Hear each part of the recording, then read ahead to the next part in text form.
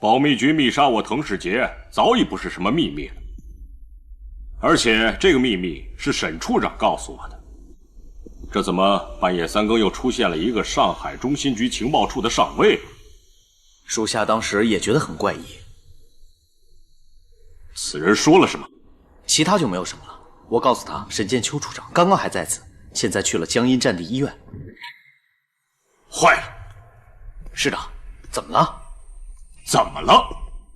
你泄露了李副局长和沈处长的行踪，这些人肯定是保密局的。啊！通知警卫连再集结一个班，由连长带队赶赴江阴，保护好他们的安全。是。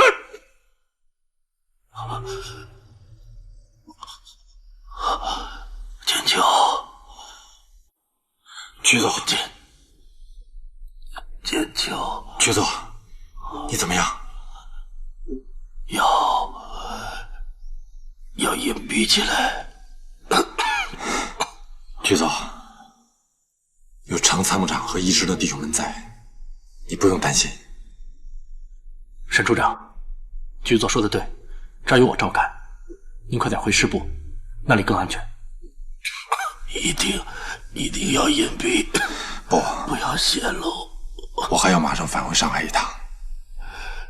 剑秋，不能去，危险。沈处长，你的身份已经暴露，为什么还要冒险去上海呢？有些私事，我必须回去处理一下，所以局座就拜托给你了。你们可以出去了，病人需要休息。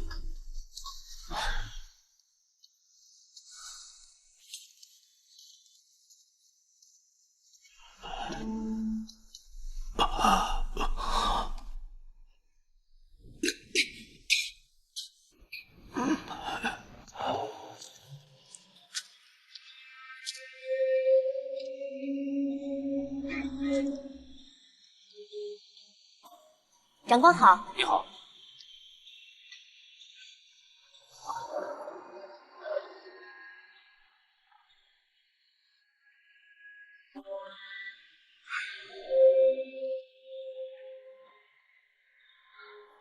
林长官，这个电话还是我来打吧。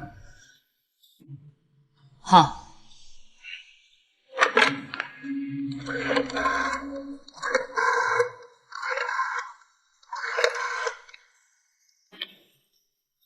喂，您好，请问是江阴战地医院吗？啊，我是江防陆军部医师，我这里有一个长官负伤了，刚刚被紧急送往你们医院，请问他住哪个房间啊？哦，好，谢谢啊，再见。长官，搞定了。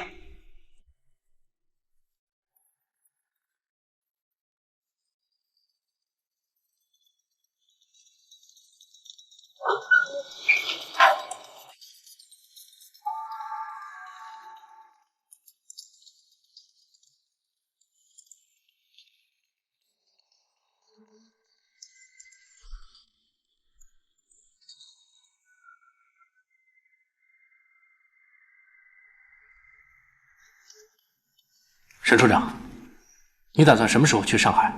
如果李副局长的伤没什么大碍的话，我马上就赶回去。要不要我派几个手下跟你一起去？那倒不用，人多反而更加显眼。可是，程参谋长，我这儿你尽管放心。现在重要的是滕世杰师长的安全，你们绝不能掉以轻心。师部的安全措施已经做到滴水不漏，别说是外面，就是医师士兵都不能轻易去见他。保密局的手法往往是出其不意，而林怡更是一个不按常理出牌的人，所以还是要做到小心再小心。另外你也知道，滕世杰师长的安全也是我沈剑秋的职责所系。好，沈处长，你放心吧。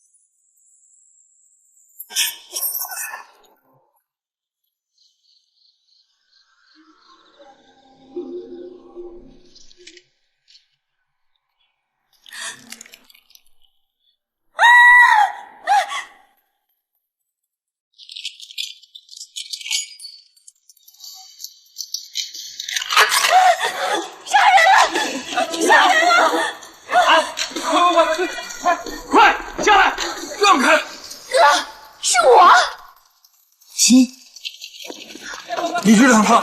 那是林一干的，他的目标就是杀掉你跟李副局长。你这样过去，正好给他提供了第二个目标。你怎么会在这儿？我是奉命来杀你的，林一奉命监督我，并且要杀掉滕世杰。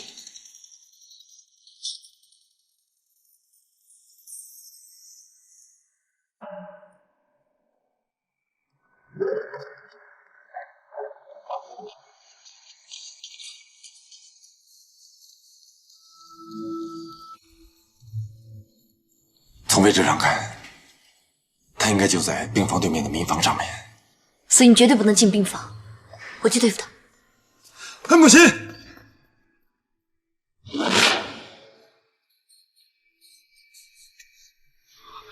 已经死了。沈处长呢？没看到。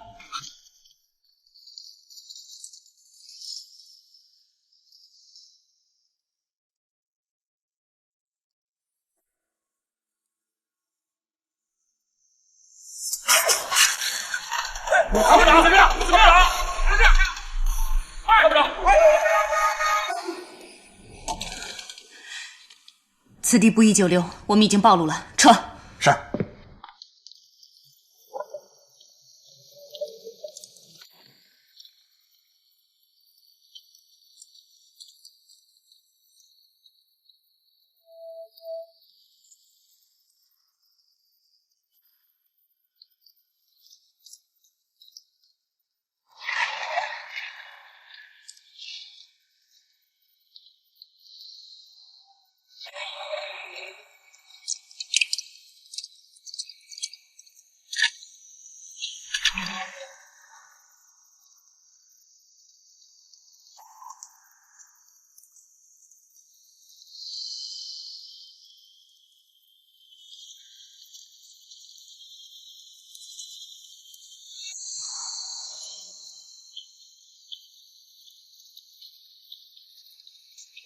长官，没事的，只是一个普通老百姓。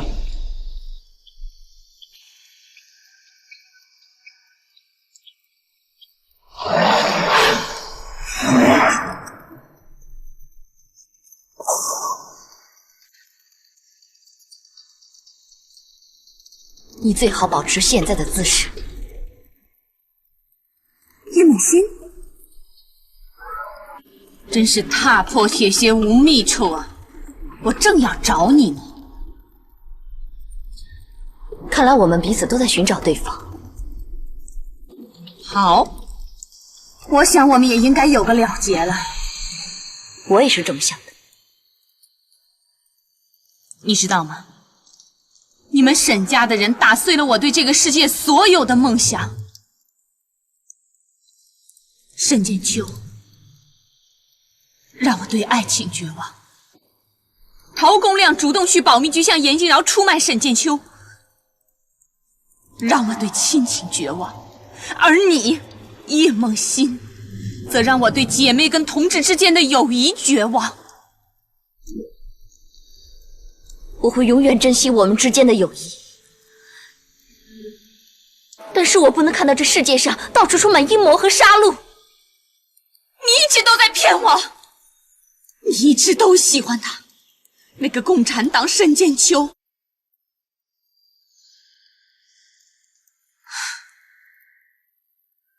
我一定会杀了他。我不会让你杀他。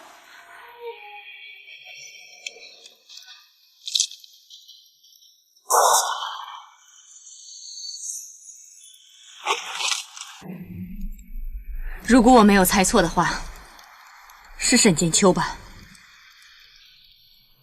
你的直觉很准，我的枪法更准。可惜你现在没有机会去施展你的枪法了。沈剑秋，今天如果我杀了你，我不会内疚；你杀了我，你也不必难过。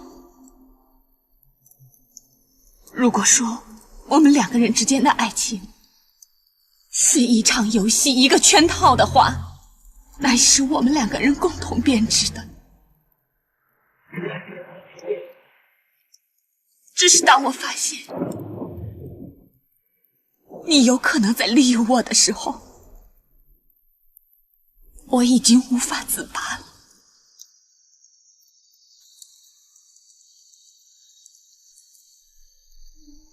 也许，这就是我的宿命。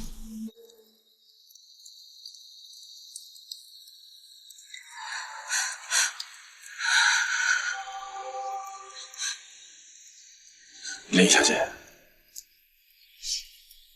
记得你曾经说过，在你的生命里没有调和，只有仇恨。你想得到的必须得到，你所憎恨的就必须除掉。我为你感到悲哀和可惜。没错，现在除了滕世杰那个老贼，我最想得到的和最想毁灭的就是你，沈剑秋。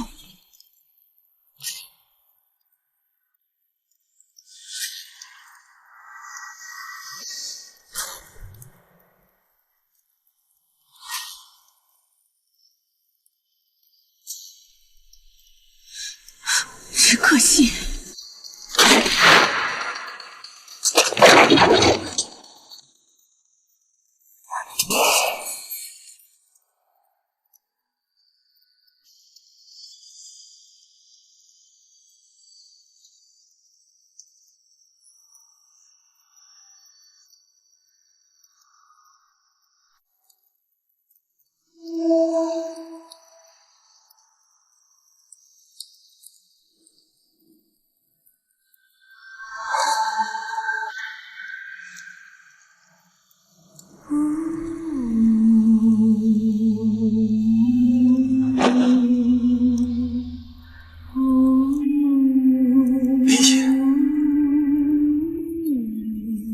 林夕，我这辈子最大的错误就是爱上你。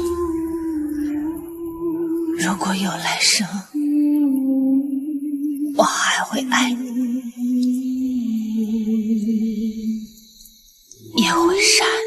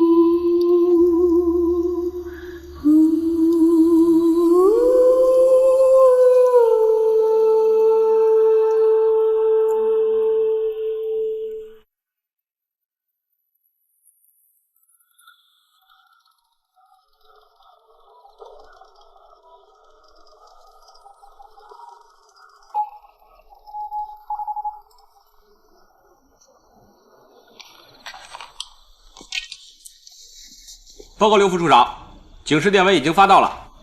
密杀名单上所有涉及到的将军一共23位。好，好啊！报告刘副处长，北平开过来的汽车已经把夏冰小姐接到您的办公室了。太好了！哎，太好了，真是太好了！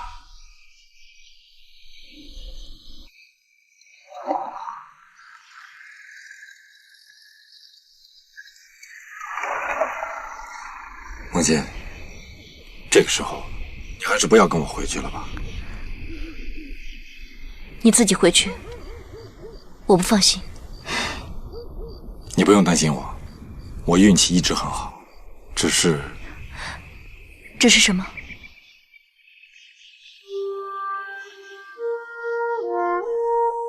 只是太多的同志已经到了另外一个世界。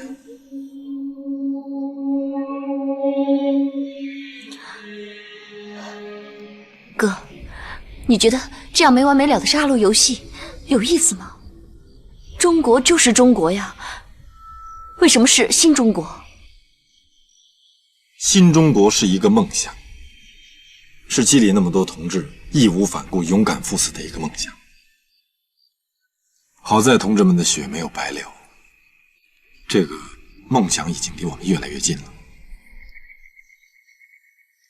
对了，马贤，等这儿的工作结束之后，跟我走吧，跟着我我们一起走进那个梦想。你说的是新中国？没错，我可以作为你加入中国共产党的介绍人。哥，我身上穿的是党国的校官军服，我也是国民党的党员，但是我心里非常清楚，我跟这个党已经越来越远了，就像两条平行线，永远都不会相交。伯坚，哥真的很高兴看到你认清了国民党。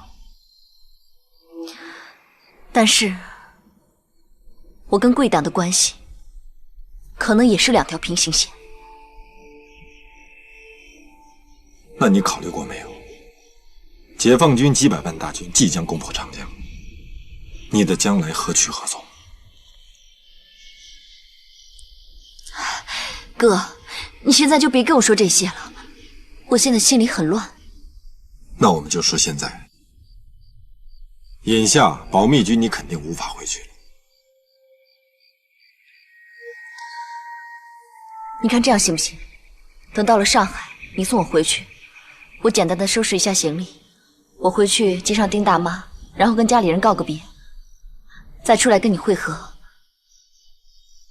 我想在医师师部住下来，唐师长他应该不会对我下逐客令吧？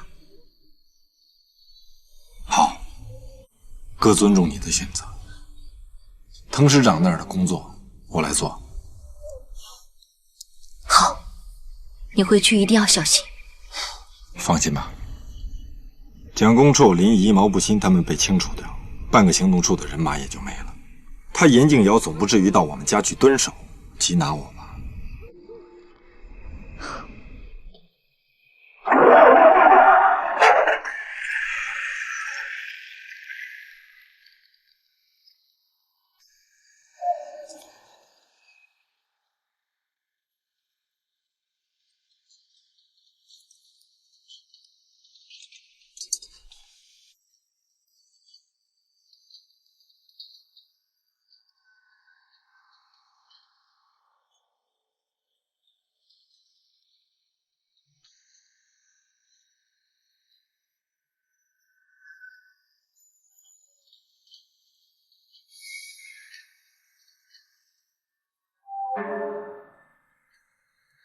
沙场熙熙夜行，战马西北，悲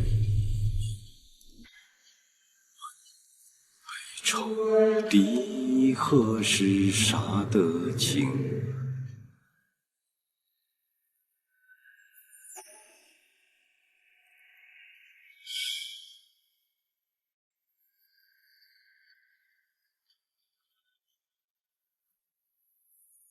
敬尧对不起党国，敬尧对不起党国，敬尧对不起总裁。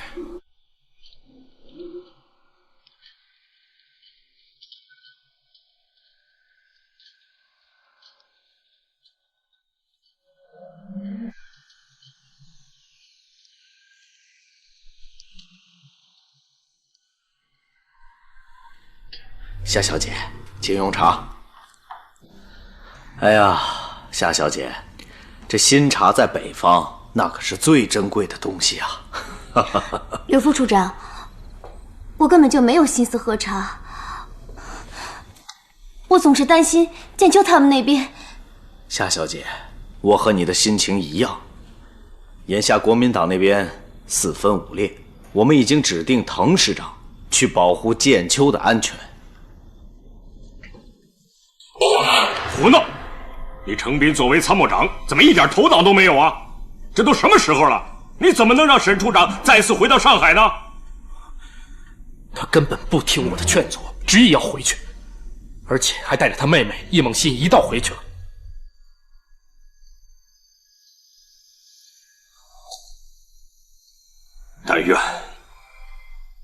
但愿他回去以后一切顺利。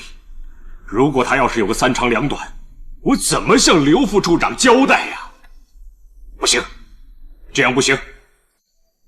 程参谋长，你知道沈处长家的地址吗？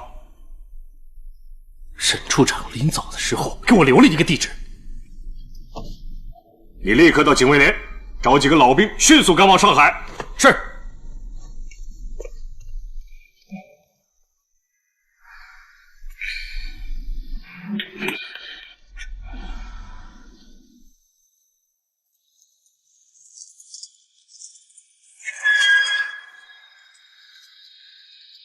黄欣啊，简单收拾一下，我在家等你。我知道了，哥，注意安全。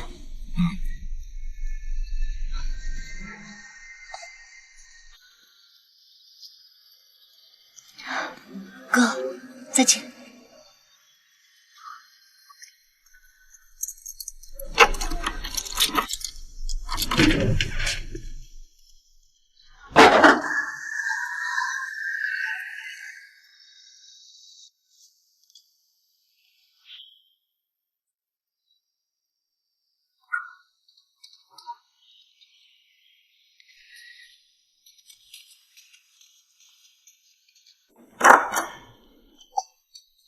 杨妈，哎呀，建秋，你这些日子上哪儿了？大伙儿都急死了。事情有些紧急，我得马上把丁大妈接走。哎呀，那我去告诉大小姐他们。不用了，杨妈，不必惊动任何人。等我走了之后，你再跟他们解释吧。好吧。哦，对了，杨妈，麻烦你再帮我准备2份早餐。2份儿？有梦欣的1份。欣儿在哪儿呢？一会儿你就能看见她。哎呀，好啊。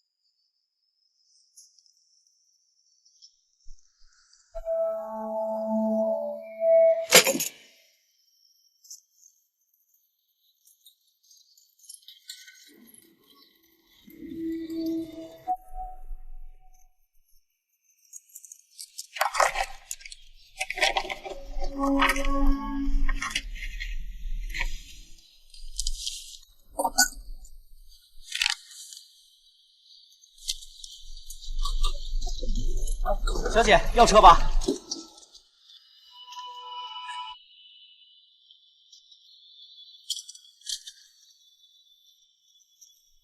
小姐去哪儿啊？沈家路63号。好嘞。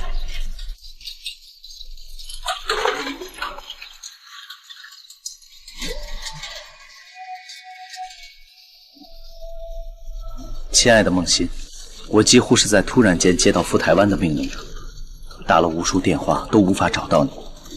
你看到信的时候，也许我已经在开往离岛的船上了。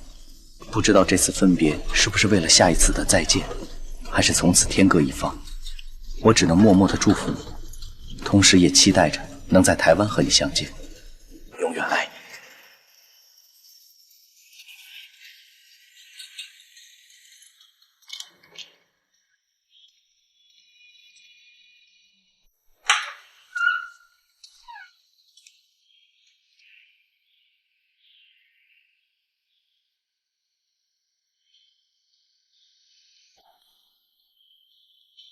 丁大妈。哎呀，剑秋回来了。丁大妈。最近好些没有？哎呀，谢谢你，好多了，就是还有点咳。丁大妈。丁大爷让我来接你，咱们回如皋老家。回如皋老家？哎，真的吗？这还能有假？我这不是来接你来了。哦，啥时候走啊？咱现在就走。来，我来背你。哎呀，不用不用，我老婆子自己能走。没关系，丁大妈，还是我来背。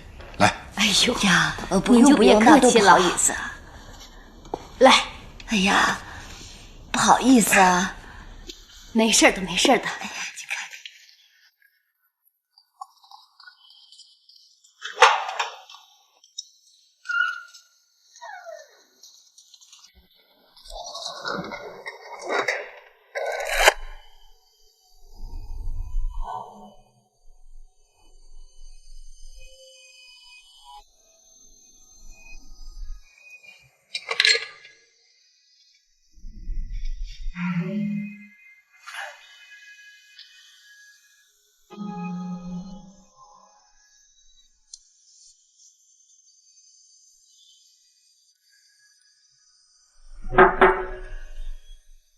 请进。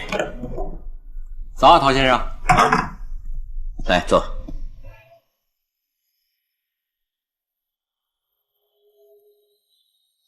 怎么了，陶先生？有事儿啊？没什么事儿。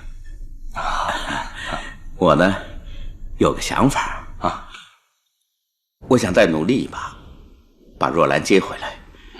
要是她再不回来，我也就心死了。哈哈，要得要的，毕竟一日夫妻百日恩嘛。是啊，得想想办法。麻烦你件事儿啊，你看你的车能不能借我用一下？嗨，干嘛那么客气？这办事处的汽车你随时可以用。来，陶先生，钥匙。好嘞，行，那我先忙。好，你忙。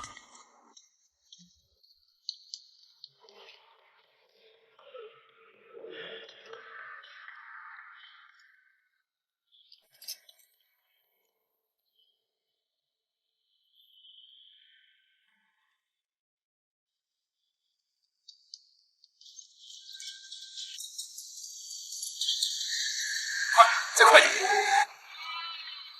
还有多远？参谋长，穿过这条街就到。快！再快点！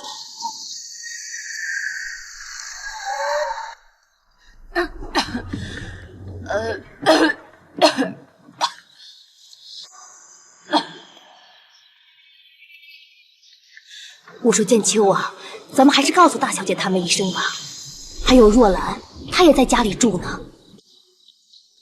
若兰也住在家里。啊，大小姐说她和陶公亮先生闹别扭了，所以就搬回来住了。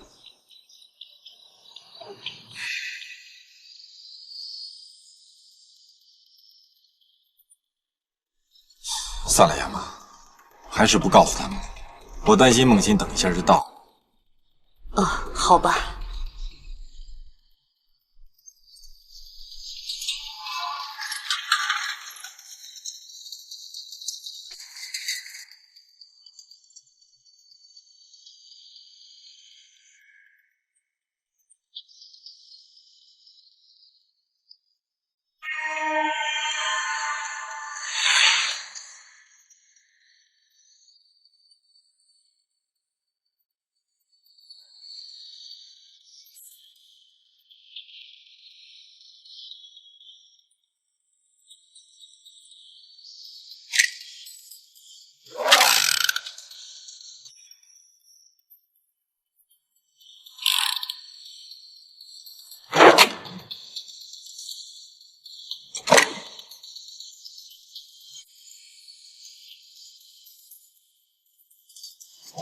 剑秋，剑秋，你看，那是不是星儿啊？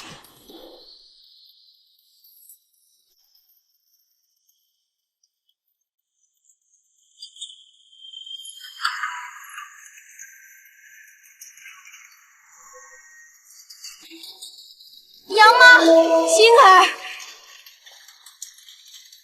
哎呦，杨妈，星儿啊，星儿啊，哎呀，星儿啊，你说杨妈是不是老了呀？这阵子看不见你，看不见剑秋，我这心里就七上八下的，不踏实啊。杨妈想你呀。杨妈，我也想你。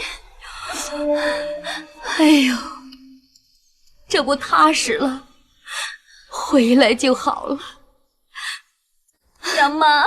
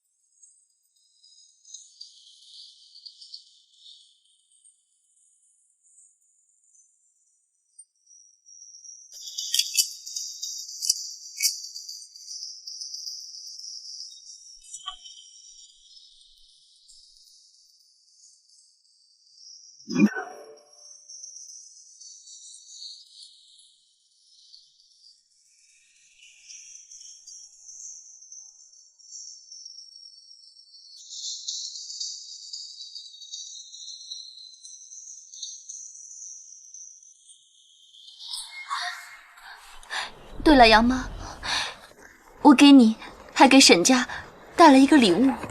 哦。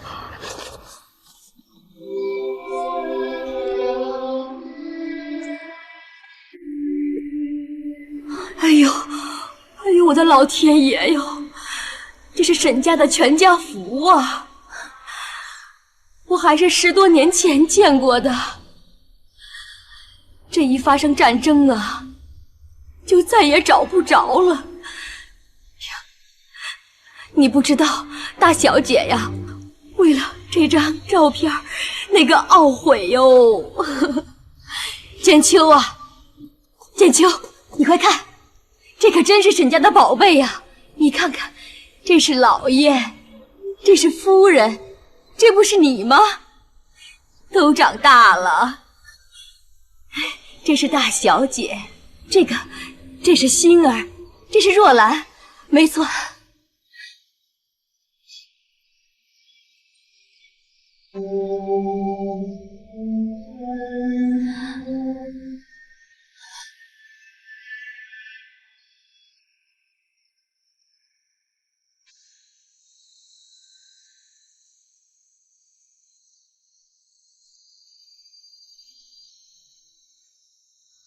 老天爷，老天爷保佑啊！保佑沈家这些孩子都健康平安。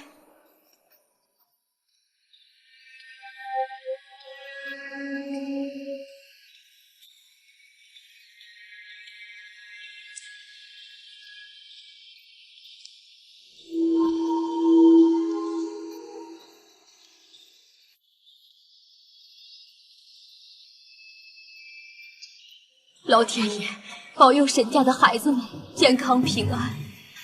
老爷、夫人，苍天在上，保佑沈家的孩子。老天爷一定要保佑沈家的孩子们。老爷、夫人，你们在天有灵的话，保佑孩子们平安吧。老天爷呀，求求您保佑他们吧。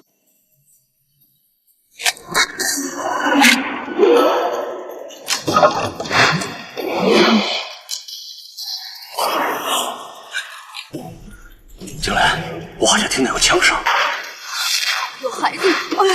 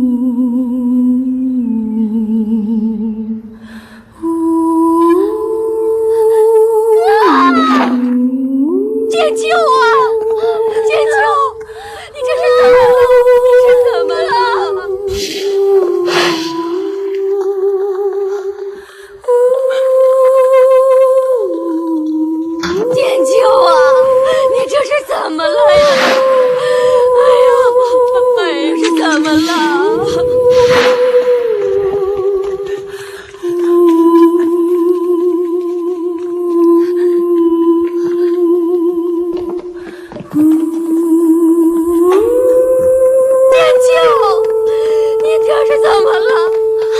你醒醒啊，大少爷！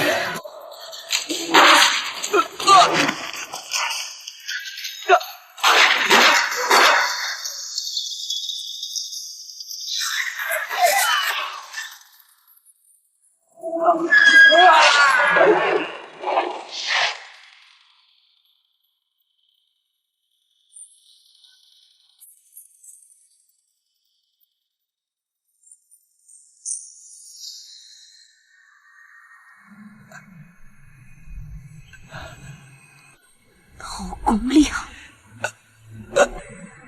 用鲜血染成的花，一定更精彩。去死吧！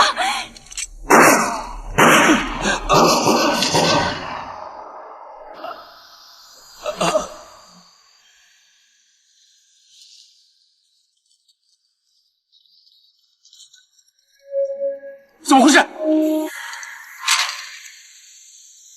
怎么了？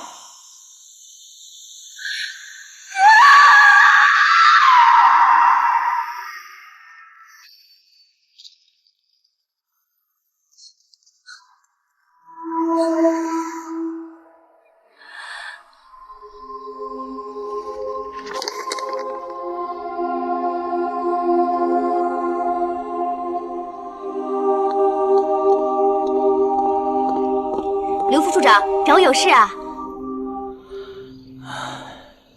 夏小姐，刘克杰副处长阁下，中共上海潜伏人员，国民政府国防部上海中心局情报处长沈建秋上校，今日凌晨在上海遇刺，现正在医院抢救之中。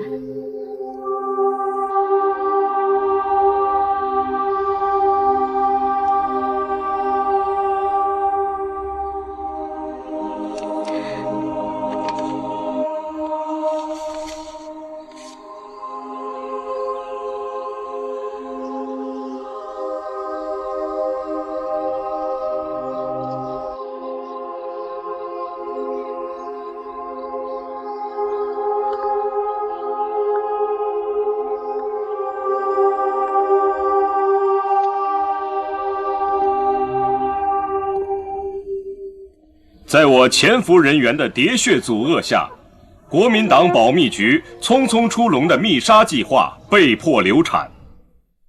1949年4月20日晚至21日晚，中国人民解放军第2、第3野战军100万雄兵，在西起湖口、东至江阴的千里战线上，发起了中国历史上规模空前的渡江作战。人民解放军以排山倒海之势，一举突破国民党军陆海空军组成的长江防线。